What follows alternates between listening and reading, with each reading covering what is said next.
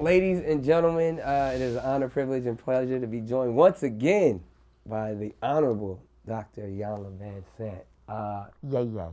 Yeah. Yeah. Can I call you yeah? Am I allowed Yes, to you call can you? call. You have to ask my son, but I think he might let you. Yeah, I love that's my mother's mother, right? Is that Yeah, what mother's that's? mother. And so all your grandchildren call They call you. me Yeah, that's Yeah. awesome. Cause nobody wants to be called grandma no more. Really? My mom is like, don't call her grandma. Nana. Yeah, Mama. Nanny Beth, Okay. Nana, like all of Nana. those. And Fifi. yeah, Fifi's I another like one. that's Well, most people call me Iya because Iyanla is not a name; it's a title. okay. Iyanla means the great mother or the mother of the village, and her responsibility is to provide for the spiritual, cultural health of the community. So it's very interesting. People running around naming their children Iyanla now, not understanding It's a the responsibility. responsibility that Yeah. they are putting on that soul. So Iya simply means ma or mother. Yalla, that's powerful. So, well, let's talk about the village in this session. Well, let's talk about it, but let me Oh, you ask you gonna this. take Doc? I'm on your couch. Go for it. Because first of all, to me, you're one of the youngins. Yes. You know, I'll take so it. I always I'll pray take for it. you and look for you, and I need it. And when things happen, and I remember when you made a statement and you got kind of beat up really bad, and then the situation with your children and people and have their experience of that. But I look and I hear. I don't have the judgment. I just don't have the judgment because I didn't make you. Your soul has a contract. Those children have a contract with you, and all of that. That's none of my business. Here's my business. How did that feel? How did it feel? Not what did you think about it, not what did you do about it. I never heard anybody ask you, wow, how does that feel? Feels like a lot of pressure. Which part? All of it. But specifically different kinds of pressure. There's the pressure of healing and figuring it out in the public eye. Accepting my imperfections, but in everyone else not. And then the ultimate pressure of just fatherhood in general. Yeah. Not understanding it because I didn't come up in the typical Orthodox household. Wanting to overcompensate, wanting to be a super dad, and then still being judged for my process while figuring out the process. Like I was like, I don't have it all figured out yet. I'm trying to, and so that pressure, I never like to use the word overwhelmed because I'm not overwhelmed. Well, let me define it for you from a spiritual perspective. Overwhelm is trying to convince yourself that you can do something that you don't actually believe you can do. Exactly. And I think you believe and intend to Do. be a father, Yes. be there for your children, even if you're not in continuing relationship with their mother. Right. And then, like I said, we'll unpack all of that. But I think, that's a great question, and I appreciate it. I appreciate the sincerity of it, because people don't ask me that, or even when people do say, "How you feeling?" they don't really care. They just making sure, it's like almost like, are you gonna be able to maintain what you've been No, I'm maintaining? asking you, how did it feel for you to have, first of all, your personal, well, a human stumble, I think in the comment about that was considered anti-Semitic or, Right. To me, that's a human stumble, you know? And again, in the sense of, it was a growing moment, it was a healing moment, but to then be attacked by multiple cultures of trying to figure it out. And people say far nastier things than that at Bubba's barbecue joint in Mississippi, Alabama, Georgia, on either side of the road. And that's the thing that, I've created platforms, and even, while creating Counsel Culture, and, I have solution platforms with the ADL and so many different things, but it is, and we'll get into this a little bit later, but it is the responsibility of strong voices. Yeah. And so I know I have a strong voice. For whatever reason in life, people pay attention to what I say. They're fascinated by my life. They're nosy. Yeah, but also I've been outspoken, Yes, you have throughout been. my years, and sometimes I look back at a lot of these interviews and things that are going viral, and I cringe. 'Cause I said that, or I mean, but at least you'll be able to see the growing process of who I'm becoming as a man. And that's what I see. Yeah. From what I tell you, when I woke up at 1 o'clock this morning and Drumline was on. So, Getting them residuals. I appreciate it. but when I was asking you that, how did it feel, and how did you feel? People counting your kids and Yeah. counting the relationships. Where do you take that? What do you do with We that? talked about, or you brought up in our last session, inadequacy Yes. in a space of even who I am supposed to be.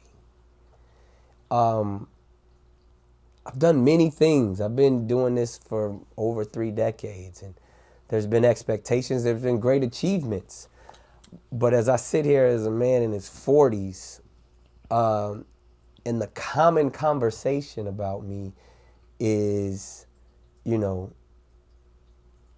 and my fertileness, or what relationship I'm in or no longer in, or who I'm dating. And when I feel like, when I'm thinking legacy, when I'm thinking all that I have to offer, if that's the main remembrance, if that's the thing, which is great, like I want to be remembered as a father, and that is my first priority in life. But I feel like even in the space of my career, I have so much to offer, from spaces like this to the arts, to the opportunities I've provided for many other artists. But the day-to-day conversation, the thing that goes viral, the thing that people are constantly talking about is, That's the lowest common denominator, yeah, though.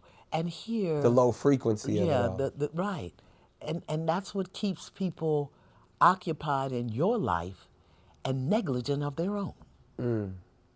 Negligent of their own. Right. I think you have 10 kids, 11, Yes, whatever. yeah, we'll And go. I, I'll I'm go not. whatever you say. I'm not saying that. We'll go with whatever I, number you pick. I did a show with somebody that had 34. You know what's funny too, and like there's like a screenshot that they put my face on, or like With they, him with the doll with the babies. dolls, and they always put my face on it.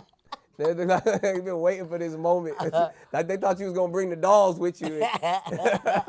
But no, I mean in that sense, and we want to talk about this because even in the space, they said right now there's over 17 million, children that are in, non-nuclear households. Right. With, however it is, single parent, however you choose to define it. And I want to, there's 2 terms that I want to unpack. The first term I want to bring up is, a deadbeat dad or deadbeat father.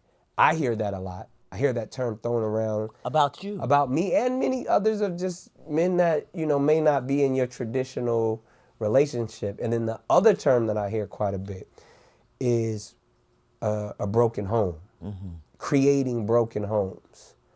I struggle with those things because obviously I don't want to be associated or a part of either one of those. But in asking you, if these terms do apply, I mean, I want to take accountability for them, but I want to know what we feel the definition of those are, and then not only just for myself, for someone who may not be in your traditional or conventional relationship, how can we be the best fathers to our multiple children, or how do we mend the broken households that we may have created? I come out of a non-traditional household. My mother was the other woman. My father lived around the corner with his wife. Wow. My mother lived in my grandmother's house, my father's mother's house. Wow. Okay, so I come. And what was most devastating for me in all of that, I mean, the story has lots of twists and turns, was that nobody told me the truth. I think for me, and everybody has to define this, for me, a deadbeat dad is one who doesn't honor the provision or doesn't provide provision for his seed.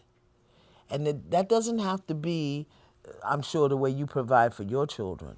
But my father didn't know if I had shoes or food or whatever. That's why at 70, I live alone with 2 refrigerators because of the You want number it of all. days I was hungry. Without. And he wasn't there. For me, he was a deadbeat dad. I knew who he was. I knew where he was.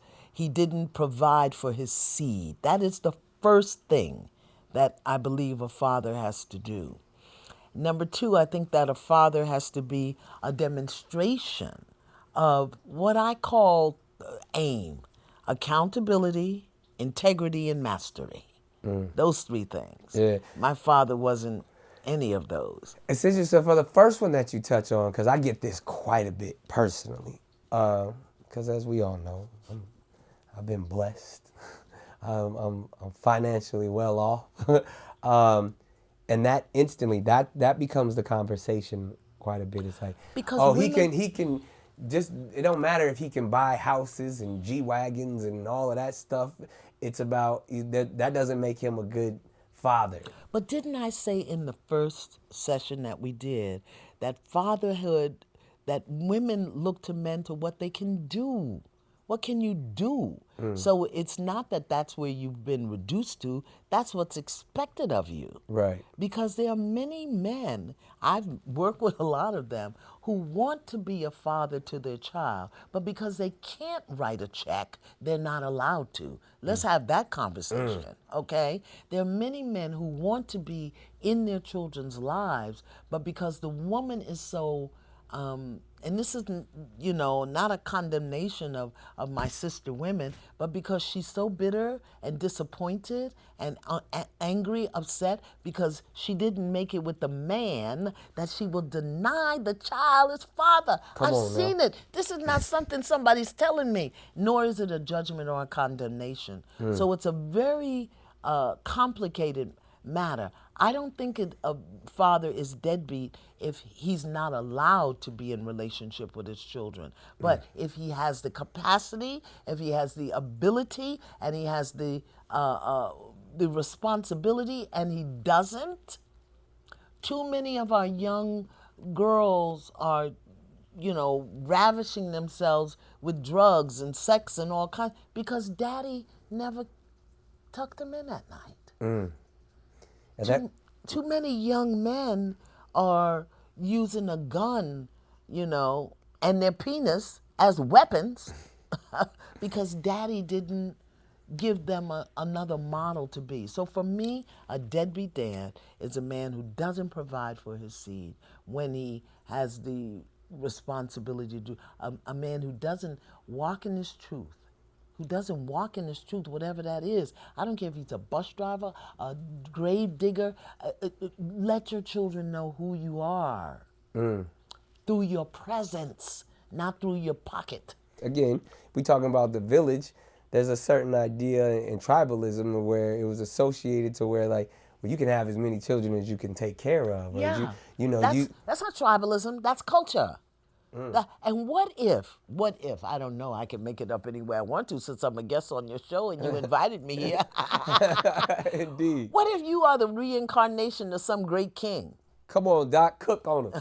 Cook something. Okay. Let's What cook. what if you are and you've come back to work out maybe some things that you didn't do in that lifetime, Right. but you did do in this lifetime. So you come with the throne, you come with the wealth, you come with the capacity, you come with the Now you're village. talking my talk. You're making me feel better in Well, this now, section. I'm just saying, what if? I don't know.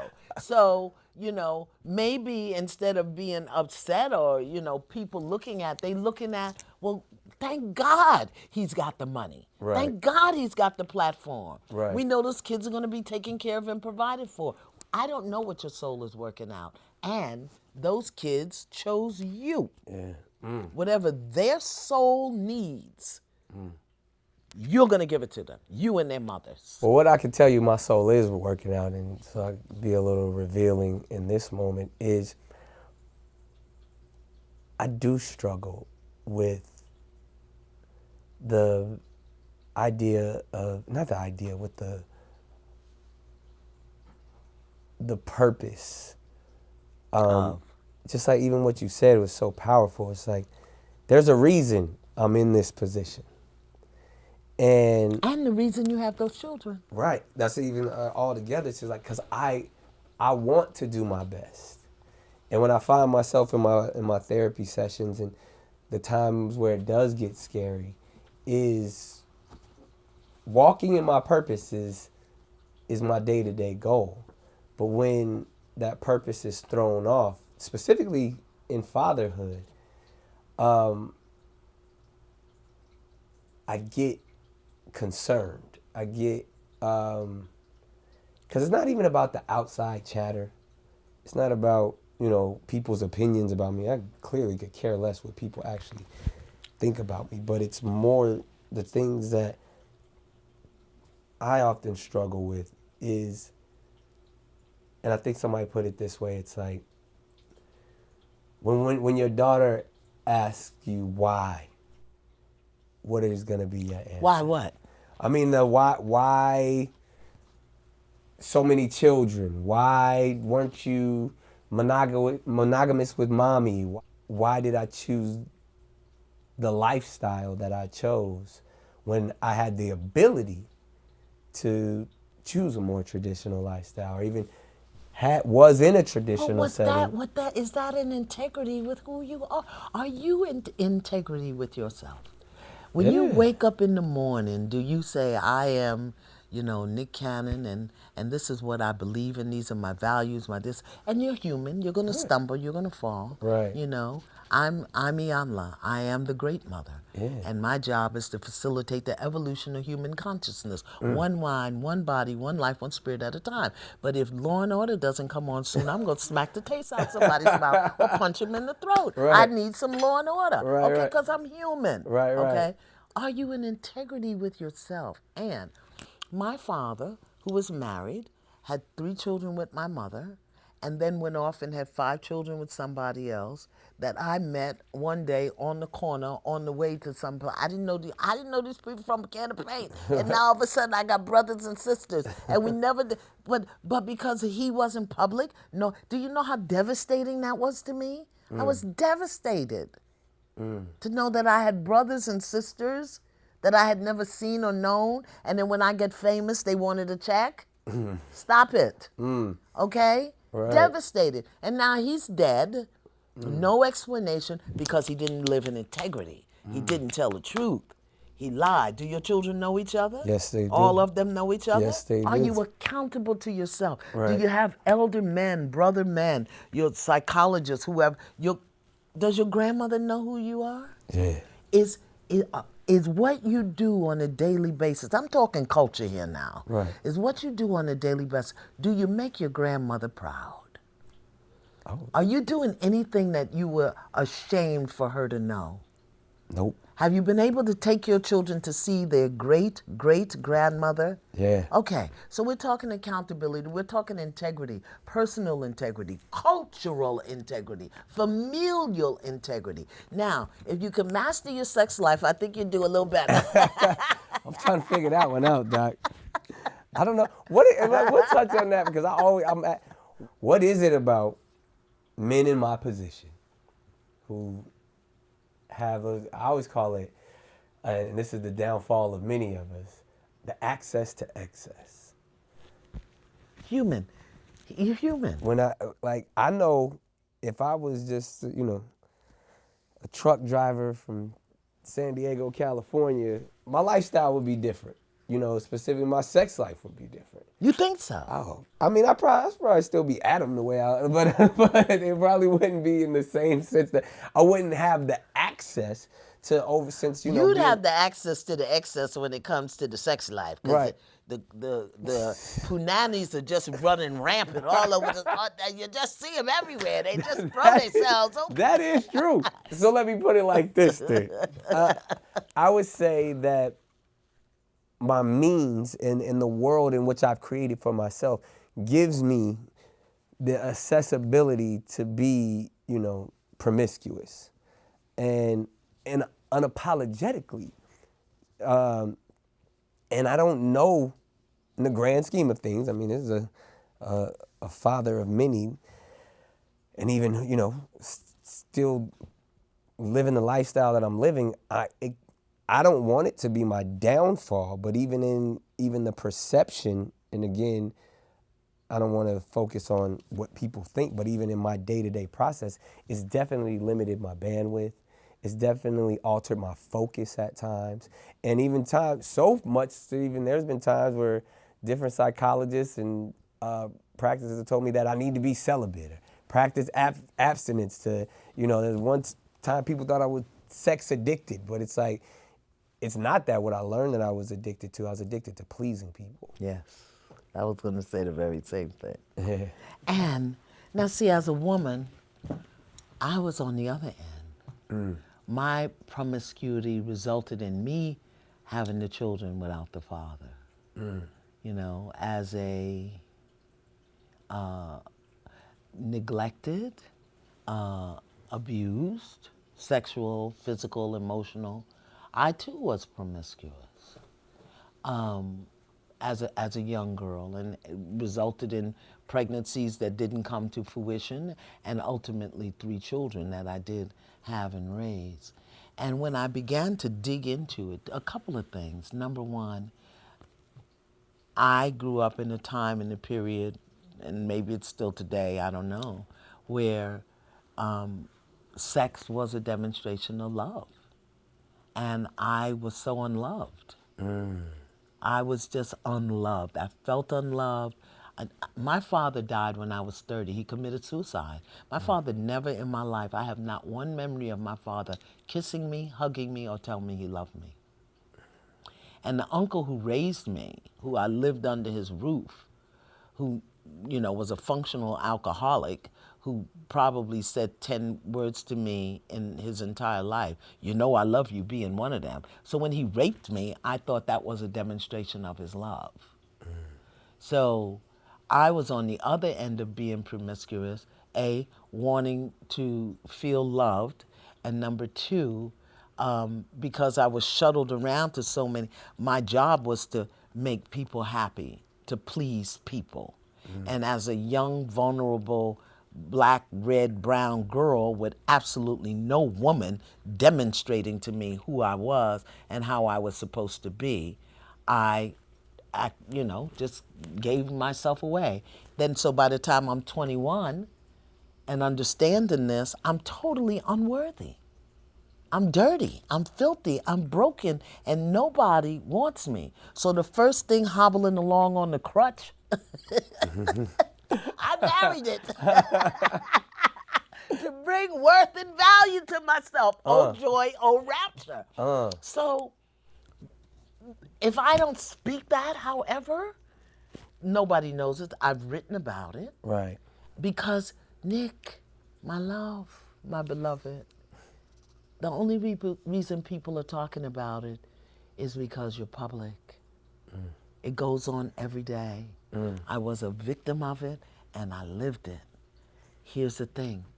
Do your work. Heal it up. So that when your daughter asks, when your son asks, not these freaking crazy people on social media who Right. probably, like I said, pay attention to your life so they can neglect theirs. Right. You want to be able to say to them, I can say to my granddaughters, I spent more than half of my life trying to get my daddy's approval in the bed with other men. I can say that. My father never kissed me, never told me he loved me. So any man who told me he loved me, oh joy, oh rapture, let me go home with you. Okay. Right. So I don't know what that version of your story is, but yes, the need to please people, the need to feel loved, just to feel it. People will say you're a sex addict. Maybe you're a love addict. I can say that. So I call myself a fearless romantic. I just dive all the way in. Forget hopeless. I'm fearless with But it. then there comes things like, and forgive me, the issue of worth. Let me tell you why. Because if you know you're fertile, if you know you love yourself and love women, you love sex, I love grits. I don't need them every day. It would be too much grits. So when do you say, okay, this is too much, even if it's down to a condom? Self-regulation, Mastery, accountability, integrity, mastery. mastery. So, but I do wear condoms. On your head? Where do you have it at? No, I'm telling you, contrary to popular belief, I always say this, every child that I had, there was a conversation about it before. They were intentional. The people that I had children with, I have relationships and connections with in a way that it wasn't. I don't have one of those baby mama situations. Somebody I just met or oops. Like I think Wendy Williams one time called one of my kids a oops baby. It was never an oops baby. These were. And it's people who know me know these are people that have been in my life for a long time. These are people who value and wanted to be amazing mothers and now are currently amazing mothers. And I'm you can proud of support every them. aspect of it. And the ones I just was playing with, I wore condoms with. And that goes back to even what I was saying about the lifestyle in which I lead. I've been doing this since I was a teenager. There's an abundance of Punani. being thrown at me. so I think it's Because women are attracted to the power. right. It's the power. It's the. I think I'm kind of of cute too, Doc. I'm Well, getting older, You know, but I'm trying to keep my cougar over here. Sit down. You know. but no, I say all of that like even I just always have been. But you're powerful. Right. You are powerful. You are self-aware. You have a generous heart. You have an absolutely, and believe it or not, from me, and I'm speaking now as, elder mother Iyanla, not the cougar. You have a sweetness and an innocence about you. Right. And that is really attractive, I can imagine, Right. to just any walking punani coming down the street. Right. So again, like you said, I gotta have the aim, Yeah. the accountability, the integrity, and the mastery. and the mastery I've never of heard myself. you say, no, that's not my kid. Oh no, I would never say that. Okay? That's what I'm talking about, Yeah. integrity. Yeah. Are you doing the work, or are you serving in the world in the way that you believe would honor your grandmother? Right. Are you that's Yeah. integrity. Right. Do you do what you say, even beyond your human stumbles and stuff? I've never heard you call a woman publicly. I don't know what you do privately. That's not my business. Out her name. Never. I've never heard you demean or demoralize even another brother. Yeah, I haven't heard it. Now maybe it has happened. Yeah, no, so that's these not- that's things not to my me, character. right? Yeah. These things to me are integrity. My integrity is different. Your integrity. But if every man and woman take aim, who are you accountable for? A man who is not accountable to himself, to somebody, is a danger to himself and everybody else. Even if you're just accountable to, see, my grandmother washed floors and toilets to feed me and my brother, Native American woman. Got up 5:30 in the morning, took the train to White Plains and Yonkers. Came home 7, 8 o'clock at night with bags of scraps from the white folks' table as she fed us. Everything that I do has to honor Rissy Harris Holloway. Everything. How I be in the world, how I hold myself, how I speak, how I dress, has to honor Rissy Holloway Harris, who scrubbed white folks' floors and fed their dogs and scrubbed their toilets so that I could sit in the front of the bus. Oh, I will never disgrace her. That's my integrity. That's powerful. That means a lot. And the things that I have to master, or well, we won't talk about some of those things. Like I'm on your couch today, Doc. We ain't gotta get in all your business. Do you understand? So Truly. we have to start first of all. Let's evaluate. First, people don't have no business up in your life. This social media thing is not our culture. We sat around in circles, whether you're black or red or brown. We sat around in circles and shared stories that elevated one another. That's our culture. We are oral tradition. You understand? Indeed. But if we're going to start evaluating each other, let's do it according to our cultural norms Right. and not the cultural norms of somebody else. What if you are the reincarnation of a king, building a whole village? That I don't know that, but I'm looking at how you're holding, how you're wearing your crown. That's what Literally. I'm looking at. I'm not looking at what you're doing with the lower portions on your body. I'm Right. looking at How how you are you uphold. wearing your crown? Eyes up here. Right. And when the king made a mistake, he acknowledged it. Indeed.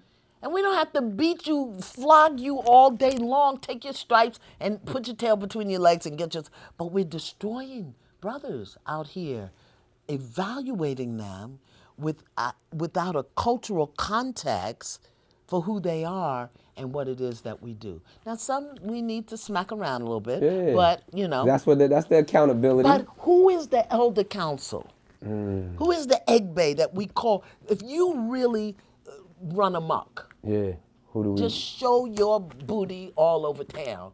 Where is the elder council that's gonna hold you accountable? The councilmen, Okay. the board that we all have to. Because we've dismissed and demolished a lot of our elders because that's what the news media said. Yeah. We get 5 minutes of them, But if there was an egg bay, if there was a council, communal, national, whatever, and they get to say, because let me tell you something. If Baba Harry Belafonte, Baba Sidney, even on some level, Reverend Jesse, Yeah. pick up the phone, the minister, Yeah. Brother Nick, we need to see you next Tuesday at 12 o'clock. We need to talk to you about what's going on out here. Right. The And we elder look council, at that not to beat you up, to correct you. to correct Where's and that? to correct us and to protect us. Okay, because who protected you during that thing? Exactly. I know your mama was mad. Yeah. I know and hurt. Right. Yeah. Indeed. Who protected you? Who does one And go to when the those one things little happen? thing you say out there in terms of trying to protect you, then they come for you. Right. See, I can't manage the energy. So I just, Right. you know what I do? I go to my knees. Prayer. I go to my knees. I go to the ancestors. I don't have to be on social media. I will do that more if it's going to bring the community together. But when they get into that rabid dog, beat you up, tear you up, Right. Right. I don't put my foot in You it. don't play in that. But it hurt me. Right. And you're not the only one. It really hurt me. Right. Nah, and it's heavy, and I mean it's like I said. Then if anything, you turn your pain into purpose, and you hold your head high and you step forward, and that's why we're here today. Yeah, because you're back. Yeah.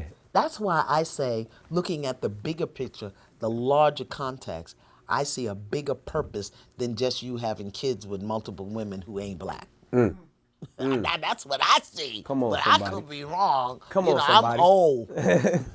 Nah, we listening to you. You the It's a matriarch. bigger person. It has to be. And you know what? It's none of my damn business. Right. My business is to hold you, to protect you, and even, a lot of the youngins out here, I can't get to them. When a lot of them, when I see something, I'll go in the DM and I'll say, I'm here if you need me. Call me. That's Some powerful. do, some don't. Well, I need you. I need you. I'm glad I have you. And we're gonna wrap up this session as well. But we didn't. The other term, let's end here. Is, and you said you come from one. A broken home. Yeah, I believe we all have experienced that. A home with no love is a broken home. A home that is not safe for the child or the adults is a broken home. A home that So is a single parent home a broken home? hell no. Oh, I'm sorry. Did I No, say you can that say out? that. I You can can say say that. Oh, this HBO or Netflix or one of Yeah, them this people, is, right? we say whatever the hell Okay. we want to say. This counsel Hell culture. no. A broken home is a home that is absent of love, a home that is absent of safety, a home that is absent of security, a home that is absent of order. I believe every home has to be SOS, safe, orderly, secure. That children have to know what's coming. They have to know, and of course there's all kind of problems. Many of my kids got evicted and thrown out and that kind of stuff. But I told them, we getting ready to move right now. Get your stuff. They coming. Well, where are we going? I'm not sure yet, but It's let's gonna be fun. right. Road trip. And when we get there, we gonna have pizza. Children will do anything For for pizza. pizza. That's so true. So, a home where there's arguing, fighting, domestic violence. I grew up in domestic violence. Listen, I was 30 when I realized I was raised in a two-parent home. I was like, oh, hell. There was two people. It was two people there. And one of them was drunk and quiet, and the other one was, overly everything. Right. But that to me was, I grew up in a broken home, a two-parent broken home with two broken people who did the best they could, and it still wasn't enough. Hear me, they did the best they could, and it still wasn't enough. And it was exactly what I needed to become who I am. Exactly. It's powerful. You got exactly what you needed to become who you are. And my prayer, my wish, my desire is that you become stronger and stronger in who you are, not who people think you should be. Integrity. Be accountable. Take care of your kids. Take care of yourself. That's why I asked you going to therapy, what's your intention? Don't just be going to therapy because somebody told you it was crazy. Right. Yeah. Okay? And you have a purpose, you have a meaning, and you live with that. And just master what you're doing. I think that was the thing for me. Once I began to master my craft, I'm good at what I do because I mastered it from the inside out. There's not anything that I can teach or say that I haven't applied to myself.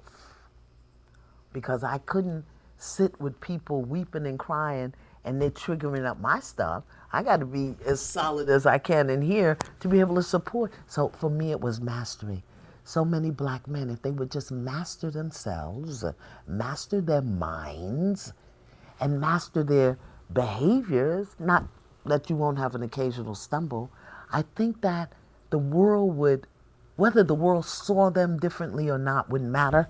They would show up differently. Their presence would be different. And that's why I'm working with men this year. I heard that. Taking aim. Accountability, integrity, and mastery. We're going to pause there. We got a lot more to talk about, but this was extremely helpful for me. I gave you a hug. Oh, give me a hug. Come on. I appreciate that. I needed that. And of course, we got more coming up, but we're going to pause this session right here at Counsel Culture. Like, subscribe, comment. I know it's a lot going on in the comment section, but we're going to address it all in our next session right here on Counsel Culture.